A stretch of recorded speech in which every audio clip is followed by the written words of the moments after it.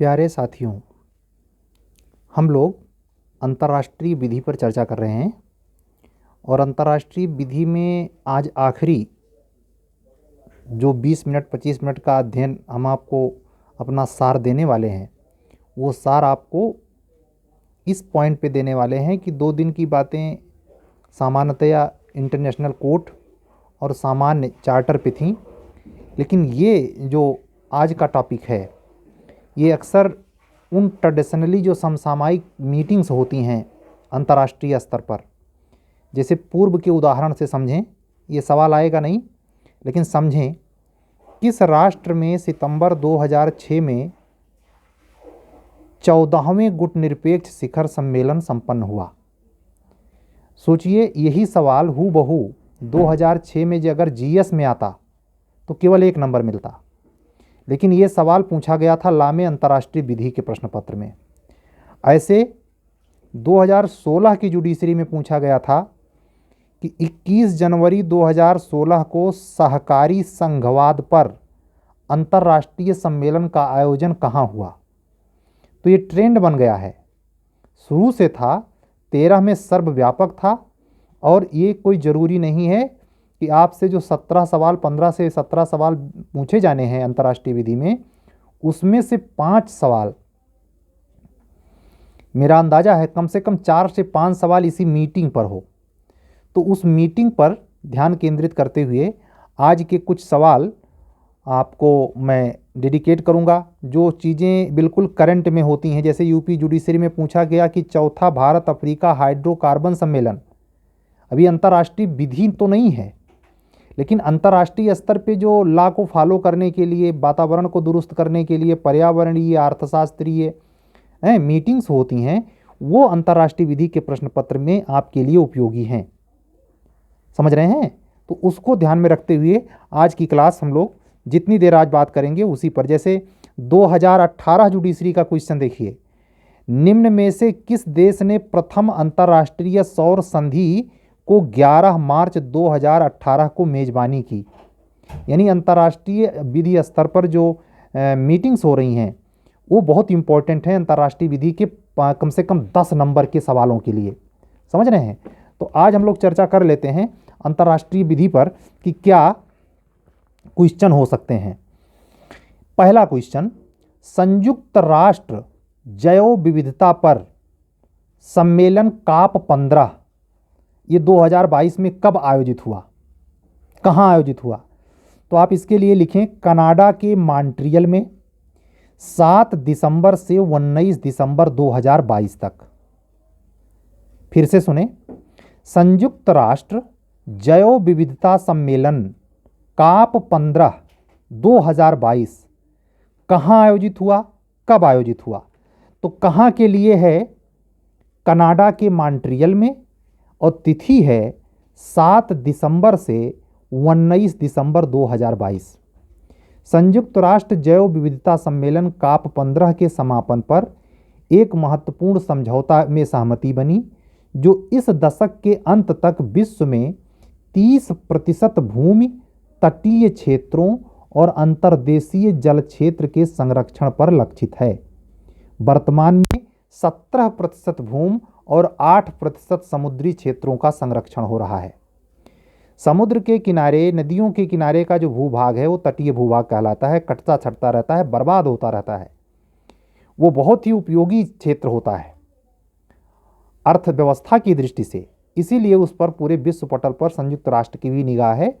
और इस मीटिंग में जो 7 दिसंबर से 19 दिसंबर 2022 को कनाडा के मॉन्ट्रियल में हुआ, इसी एरिया को सुरक्षित करने, उसके सुरक्षा एरिया क्षेत्रफल को बढ़ाकर सुरक्षित करने का एक सफल मीटिंग संपन्न हुई। समझौते में क्या था मेन, थोड़ा सा स्टोरी जानेंगे तो आप उत्तर सही कर ले जाएंगे, और अगर वन लाइनर की तरह हम आपको पढ़ाएंगे तो ना हमारा पढ़ाना सार्थक, ना आपका सुनना सार्थक। इस समझौते में हुआ था कि धरती के 30% हिस्से को 2030 तक संरक्षित क्षेत्र बनाने की बात की गई है। जैव विविधता से जुड़ी फंडिंग के लिए सार्वजनिक व निजी स्रोत में हर साल 200 अरब डॉलर जुटाने और 2030 तक विकासशील देशों को करीब 3 करोड़ या 30 अरब डॉलर की सालाना संरक्षण मदद की जाने का प्रावधान है। एक क्वेश्चन आपके मन में आ सकता है, ये क्या है COP 15? कनाडा के मॉन्ट्रियल शहर में करीब 2 सप्ताह तक चले जैव विविधता पर सम्मेलन CGP COP 15 में भारत सहित 196 देशों के करीब 20,000 प्रतिनिधियों ने भाग लिया। तो एक सवाल ये भी बन सकता है कि कितने देशों ने इसमें भाग लिया था? तो 196। क्या भारत ने इसमें हिस्सा लिया था? बिल्कुल लिया था। ठीक है। उसके बाद आता है कि अंतर्राष्ट्रीय परिवार नियोजन सम्मेलन कहाँ आयोजित हुआ? अंतर्राष्ट्रीय परिवार नियोजन सम्मेलन कहाँ आयोजित हुआ? तो ये ध्यान रखिएगा, 14 से 17 नवंबर 2022 के बीच थाईलैंड के पटाया शहर में, थाईलैंड के पटाया शहर में अंतर्राष्ट्रीय परिवार नियोजन सम्मेलन आयोजित किया गया। कभी कभी आपको डेट तिथि ना पूछ करके, प्लेस ना पूछ करके उसका विषय पूछते हैं कि मीटिंग का विषय क्या था, तो वो भी इंपॉर्टेंट है, ध्यान दीजिए। इस सम्मेलन की थीम थी family planning plus universal health coverage, innovate, collaborate, accelerate. 2 बार पढ़ दे रहा हूँ, दिमाग में हिट करे। इस अंतर्राष्ट्रीय परिवार नियोजन तो समझ ही रहे होंगे, उससे जुड़ी मीटिंग जो थाईलैंड के पटाया शहर में हुई, उसकी थीम क्या थी? थीम थी family planning plus universal health coverage, innovate, collaborate, accelerate. ठीक है, तो इसको याद रखिएगा। इस सम्मेलन में भारत ने leadership in family planning award 2022 परिवार नियोजन नेतृत्व उत्कृष्टता पुरस्कार जीता। तो कितना इंटरेस्टिंग है, अपने देश ने इस मीटिंग में ये पुरस्कार जीता है। क्या? लीडरशिप इन फैमिली प्लानिंग, यानी भारत ने परिवार नियोजन की जो प्लानिंग पूरे देश में चलाई, उसको सफलतापूर्वक करने में सफल रहा है विकासशील राष्ट्रों में। तो उसके लिए इसको प्राइज़ दिया गया है। प्राइज़ का नाम है leadership in family planning EXCELL awards 2012, Hindi में परिवार नियोजन नेतृत्व उत्कृष्टता पुरस्कार, एक्सेल पुरस्कार। ठीक है। और कंट्री श्रेणी में भारत ही एकमात्र ऐसा देश है जिसे कंट्री श्रेणी में ये पुरस्कार मिला है। तो हद तक अगर अंदर से पूछेंगे तो पूछेंगे भारत को पुरस्कार तो मिला, किस श्रेणी में मिला? तो कंट्री श्रेणी भी याद रखिएगा। ऐसे पूछाई का हद नहीं है, ऐसे पूछते हैं। ठीक है। और आपको बता रहा हूँ, ये बड़ा पॉपुलर मीटिंग हुई G20 का 17वां शिखर सम्मेलन इंडोनेशिया के बाली में। ये क्वेश्चन हो सकता है आपके एग्जाम में हो ही, मैं ऐसे कह रहा हूँ, ये क्वेश्चन आपके एग्जाम में हो सकता है। थोड़ा सा जान लेते हैं। विश्व के विकसित एवं प्रमुख उभरती हुई अर्थव्यवस्थाओं का समूह G20 इसका 17वां था। कभी कभी पूछते हैं चौथा था। क्वेश्चन की प्रकृति का अंदाजा नहीं, माइंड में जो दिमाग में एक्सपर्ट किया गया वो आपके एग्जाम हाल में रहेगा। तो आप ये भी जानिए कि कभी कभी पूछते हैं चौथी मीटिंग बाली में हुई, तो 17वां याद रखिए। और ये मीटिंग बाली में हुई, कब हुई ये भी याद रखिए, 15 से 16 नवंबर 2022। समझ रहे हैं, ये मीटिंग इंपॉर्टेंट है। बाली में एक जगह है नासा दुआ, वहाँ ये संपन्न मीटिंग में भारत के लिए इस दृष्टि से अत्यंत महत्वपूर्ण है कि इस सम्मेलन के समापन पर भारत को 2023 की जो G20 की मीटिंग होनी है उसकी अध्यक्षता दी गई। तो इसलिए ये इम्पॉर्टेंट है। ठीक है, बस इतना इसमें जानते रहिए, बाकी कुछ खास। हाँ, एक चीज़ इम्पॉर्टेंट होती है कि इसकी इस शिखर सम्मेलन की थीम क्या थी। तो थीम का नाम है रिकवर। फिर से सुनिए, G20 की जो मीटिंग इंडोनेशिया की राजधानी बाली में नुसा दुआ में हुई, वहाँ का जो थीम था recover together, recover together, recover stronger, recover together, recover stronger, ये वहाँ की थीम थी। ठीक है। और उसके बाद ये तो COP ये जो मीटिंग हम बता रहे हैं, अभी आपने COP 15 देखा, एक है COP 27 शिखर सम्मेलन 2022 कहाँ हुआ? COP 27, ये बहुत इंपॉर्टेंट है, उससे भी ज़्यादा इंपॉर्टेंट है। क्यों? उसमें प्रश्न में देखना COP 15 है या COP 27 है। तो COP 27 का शिखर सम्मेलन 2022 संयुक्त राष्ट्र जलवायु परिवर्तन सम्मेलन, या UNFCCC के दलों का सम्मेलन, जिसे आमतौर पर COP27 के रूप में जाना जाता है, ये 6 नवंबर से 20 नवंबर 2022 तक मिस्र में जगह है शर्म अल शेख। ऑप्शन में होगा तो आपको शर्म अल शेख पढ़ते ही दिमाग हिट करेगा कि सर ने इसको क्वेश्चन को कराया था। ठीक है। अरे भाई, अंतर्राष्ट्रीय विधि महासागर है। चाहे आप SK कपूर की किताब पढ़ें, चाहे हरिओम शरण अग्रवाल की किताब पढ़ें, पढ़ते रहें। उसके ऊपर से ये नया ट्रेंड चला है। 2006 में 2-3 सवाल पूछता था, 5 सवाल कम होता है, 1 नंबर से आपका सिलेक्शन रुकेगा और 10 नंबर का करंट अंतर्राष्ट्रीय विधि पूछते हैं। ये 5 सवाल आपसे मिलेगा, टकराएगा, आपके पेपरमा में रहेगा, आप देखिएगा। ये मीटिंग यहाँ तो फायदा आपको देगी ही GS में करंट के लिए। अंतर्राष्ट्रीय मीटिंग रट्टा मार के 10-10 बार लिख जाइए, ज़्यादा नहीं है, 15-20 मीटिंग महत्वपूर्ण मीटिंग है, खूब लिख के इसको रट लीजिए। आप 5 नंबर के फायदे में रहेंगे और संजोग बैठ गया तो 10 नंबर के फायदे में आ सकते हैं। ठीक है, तो इसको ध्यान रखना। ये COP27 की मीटिंग 6 नवंबर से 20 नवंबर 2022 तक कहाँ हुई? मिस्र के शर्म अल शेख में। ये इम्पॉर्टेंट है। और इसमें जो भारतीय प्रतिनिधि मंडल गया था, उसमें केंद्रीय पर्यावरण मंत्री भूपेंद्र यादव गए थे। बहुत इंपॉर्टेंट बात है। ठीक है, तो इसको ध्यान रखिएगा। हाँ, आसियान की मीटिंग पूछ सकते हैं। अक्सर ये अंतर्राष्ट्रीय विधि के नाम पर करंट में ये पूछते ही आसियान को। तो आसियान की भी मीटिंग हुई है, 40वीं और 41वीं शिखर बैठक। ये 11 से 13 नवंबर को कंबोडिया की राजधानी नामपेन में हुई है। ठीक है, तो इसको थोड़ा ध्यान देना है कि आसियान की 40वीं और 41वीं शिखर बैठक कहाँ हुई है? कंबोडिया की राजधानी नामपेन में।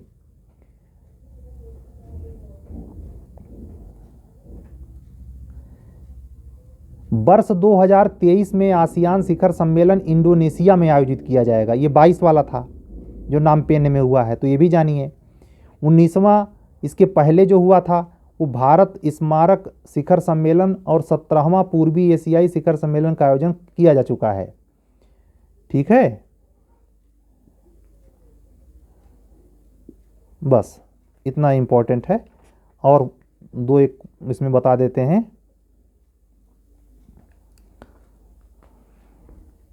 मीटिंग पे भाई ध्यान देना जरा, अंतर्राष्ट्रीय मीटिंग जो हुई है उस पर ध्यान देना। तो इसी प्रकार इन चीज़ों को देखना है। और ये भी ध्यान रखिए कि कोई भी चीज़, जैसे घटना चक्र आप सॉल्व कर रहे हैं या कोई अन्य चीज़ भी सॉल्व कर रहे हैं, जिसके सहारे आप इंग्लिश मीडियम हिंदी मीडियम में प्रश्न वस्तुनिष्ठ प्रश्नों का संग्रह हल करते हैं, रिपीटिशन से बचें। आपका समय बर्बाद होता है। खुश ना हो उसमें, आप उसमें मार्क करते चलें कि जो आपको क्वेश्चन परेशान कर रहा है, पहली बार मार्क करते चले जाएं, दूसरी बार फिर मार्क करते चले जाएं कि आप मार्क किया हुआ भी फिर आप समय तो नहीं गंवाते। इसीलिए जो लड़का तेज तर्रार हो जाता है तो वो उन चीज़ों पर बहुत जोर नहीं देता जो ऑलरेडी उसको आ रहा है। उस पर काहे मेहनत करे भाई, समय काहे जाया करे। समय तो हीरे जवाहरात से बढ़कर है इस समय। तो उसको यूटिलाइज करने का तरीका ये होता है कि एक बार घटना चक्र पढ़ी तो उसमें उन चीज़ों को हम चिन्हित करते चले गए जो हमें प्रॉब्लम क्रिएट किए थे। दोबारा पढ़ी तो वो प्रॉब्लम जो क्रिएट किए थे उसमें औसत अनुपात कम आया कि नहीं आया तो आपको दिक्कत करेगा। मतलब आप सही से कॉन्सेप्ट आपका क्लियर नहीं है, खाली पढ़ने के नाम पर बैठे रहते हैं। तो ये तरीका अपनाएं।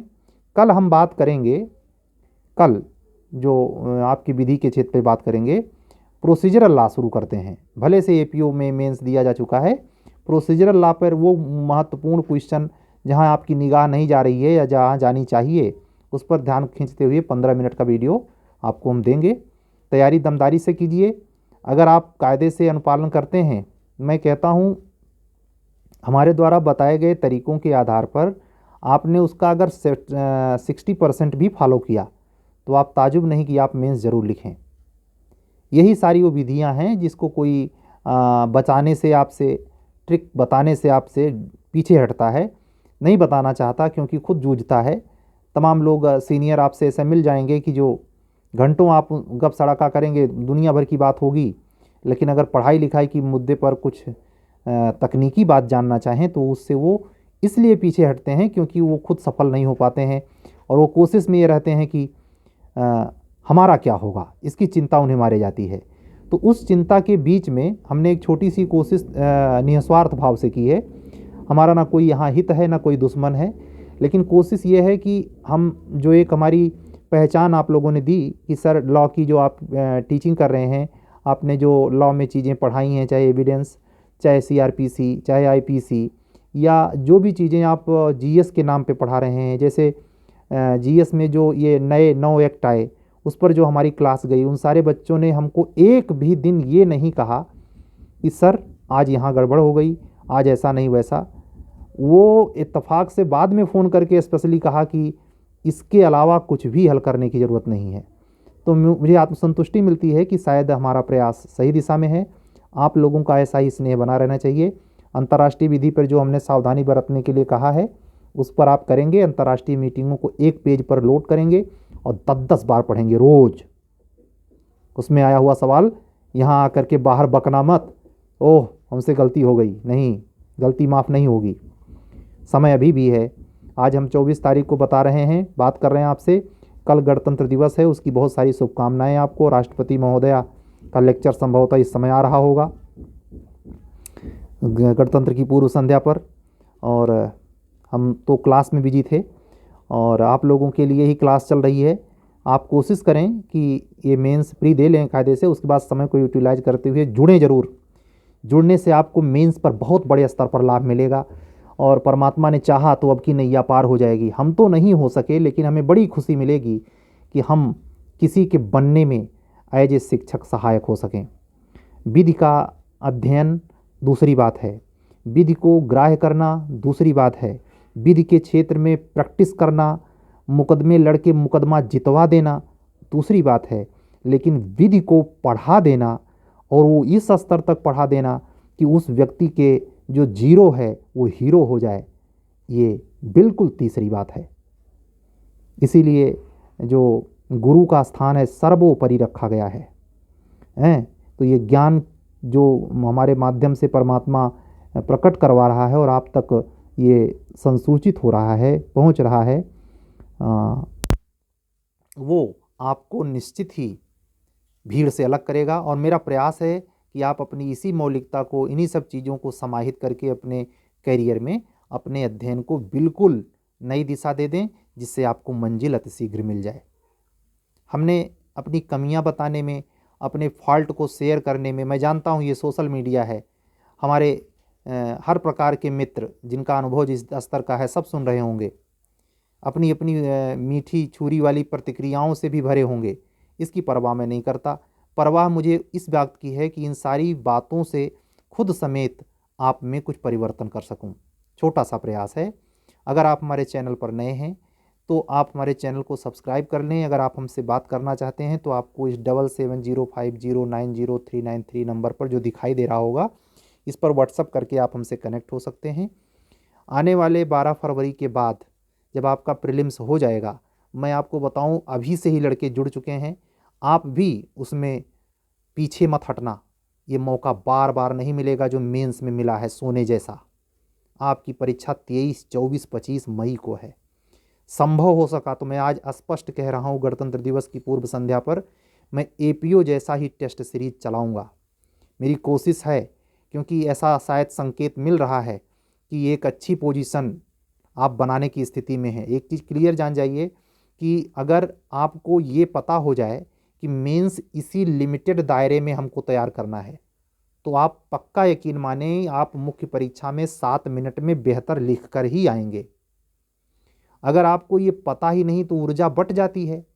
तो जो ऊर्जा आपको किसी फिक्स क्वेश्चन को बिल्कुल एक्यूरेट लिखने के लिए सक्षम बनाती, वो बिखर गई, वो छोटे छोटे लालच में पड़कर बर्बाद हो गई।